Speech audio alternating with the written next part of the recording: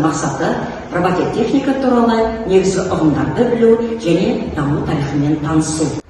Ал енді сабағымызды мен роботпын атты жаттығумен бастаймыз. Ол үшін бәріміз көзімізді жұмайық.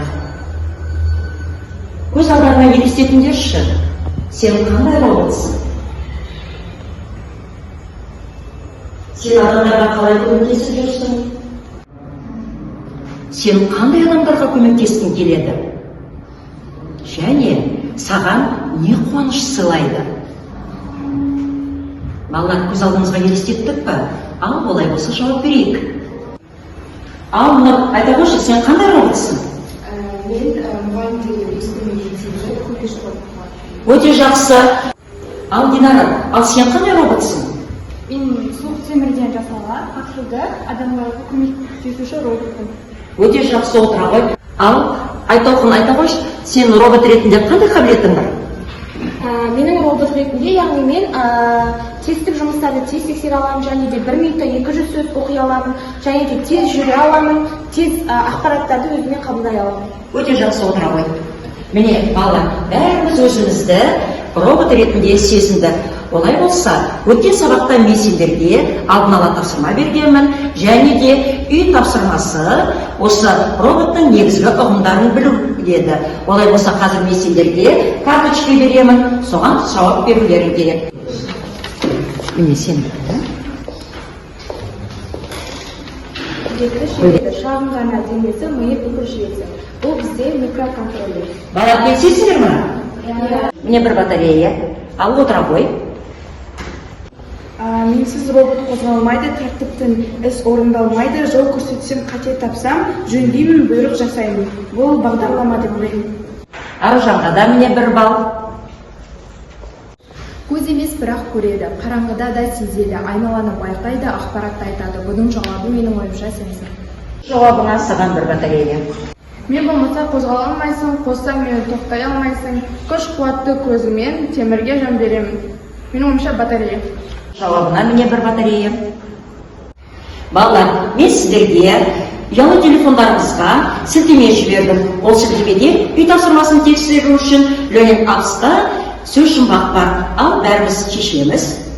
Ал балалар, сөз жұмбақты сендер дұрыс шештіңдер ме жоқ па? Соны тексерейік. Олай болса, тақтаға келе ғой Динара.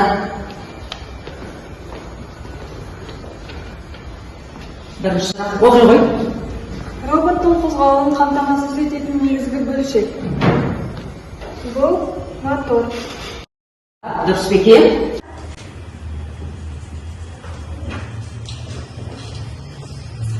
Ұялы телефонымыздан тексереміз. Жауаптарың дұрыс шықты ма? Сөз жұмбақтарды дұрыс шешкен үшін саған да бір батарея. Бүгінгі жаңа тақырыбымызды сіздерге алдын ала дайындалып келіп, мәліметтер жинауды мен ұсынған едім. Олай болса, балалар, робот дегеніміз не? Кім айтады? Ал жан сезім. Робот дегеніміз бұл бізде адамдардың жұмысын жеңілдететін құрылғылар. Яғни олар жалпы бізде өнеркәсіпте, медицинада, ғылымда және тіпті күнделікті өмірде де қолданыла береді.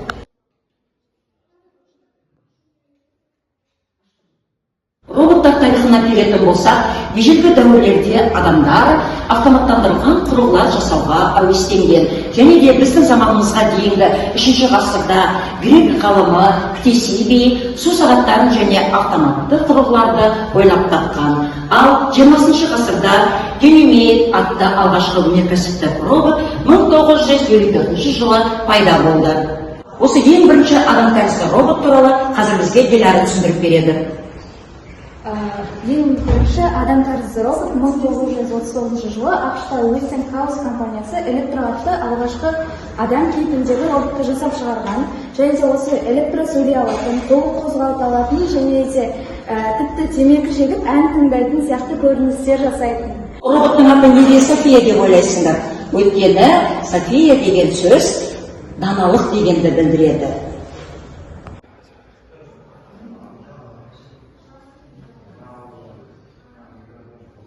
София 2016 жылы Гонконгта Hansen Robotics компаниясы жасаған гуманоид робот. София адамның эмоциясын табуға, мимикамен сөйлеуге және сұхбат құруға қабілетті. 2019 жылы Сауд Арабиясы Софияға азаматтық берген. Бұл тарихтағы алғашқы жағдай. Ол Біріккен Ұлттар Ұйымында сөз сөйлеген тілі форумдарына қатысқан, София Жасан интеллекттің дамуын көрсеткен заманауи жетістіктердің бірі. Гүлден үйден дайындалып келген үшін міне бір батарея. Балалар, қазір бізде практикалық жұмыс. Ең бірінші екі топқа бөлінеміз. Мына қатарымыз бізде бірінші топ болады, ал мына қатарымыз бізде екінші топ болады.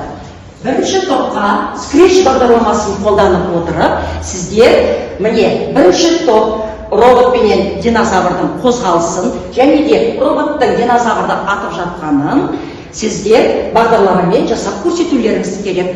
Ал екінші тобымыз міне роботтардың түсін өзгерту бойынша бағдарлама жасайсыздар. Қазір барлығымыз компьютерде Scratch бағдарламасын ашайық. Қазір бірінші топтан Сәния қалай өз жұмысын жасағанын түсіндіріп береді. Ең алдымен біз туды басамыз. Тудан кейін біз қозғалысқа кіріп, қозғалыстан X және Y деген бару командасын басамыз. Одан кейін біз бұрылу стиліне дегенді басып, солға және де оңға мәнін береміз. Келесі біз басқару командасына кіріп, әрқашанда командасын басамыз. Және одан кейін егер онда деген командасын басамыз. Одан кейін біз осы жерде кейіпкерлерді таңдаймыз. Ең алдымен бізге робот қажет, және де келесі бізге динозавр қажет, және келесі бізге оқтар керек. Роботтың іс-әрекеттеріне келетін болсақ, командаларына. Ең алдымен біз жаңа командаларды қойғаннан кейін ойынымыз осындай болу қажет. Біз перне тақтаның пробел батырмасын басқан кезде оқ атылады. Және ол динозаврға тию қажет. Біз өзімізге керекті робот пен фонды таңдағаннан кейін событияға кіріп, ең бірінші, когда клавиш пробел нажаты деген команданы алып, одан кейін звукқа кіріп, өзімізге керекті звукты таңдаймыз. Одан кейін изменить деген бар, ол управленияда тұр. Соны қойып, одан кейін келесі событияны жаңа команда ашамыз да, сол жерде. Одан кейін қайтадан событияға кіріп, өзімізге керекті команданы таңдаймыз. Одан кейін управленияда повторить всегда деген бар, сол жерде соны таңдап, изменить эффектімен перейти на случайное положение дегенге кіреміз. Одан кейін олардың уақытын қоямыз, яғни 1 секундқа қойып, қайтадан жаңа команда ашамыз. Сол жерде событиядан қайтадан таңдап, задать my verbal значение дегенді басамыз. Ол орындарын ауыстыратын болады.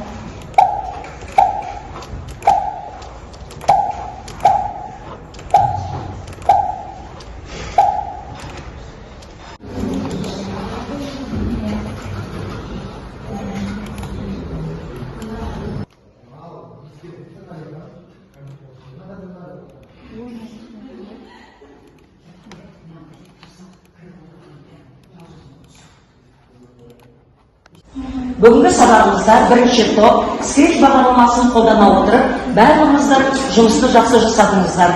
Бүгінгі сабағымызда міне Нұр, Гүлмира, Аружандар 75 балл алады. Топта Scratch бағдарламасын қолданып, роботтардың түстерін ауыстырып орнынан жылжытуды өте жақсы орындапсыңдар. Бүгін Жансезім, Айтолқын, Динара, Диляралар өте жақсы жасап, 80 балл алды. Балалар, сабағымызды мұғалімге көмекші болатын қандай робот ойлап табар еді деген тақырыпта сабақты қорытындылайық. Кімде қандай ой бар? Мен робот ойлап табатын болсам, онда мен EasyBot деген роботты ойлап табатын едім. Ол яғни ассистент робот, яғни ол мұғалімді жанында жүретін көмекші ретінде біз қарастырамыз. Яғни ол мұғалімнің жұмыстарын, яғни оқушылардың жауап берген жауаптарын өзі бағалайды және оған баға шығарады. Айтолқынның жауабына міне бір батарея.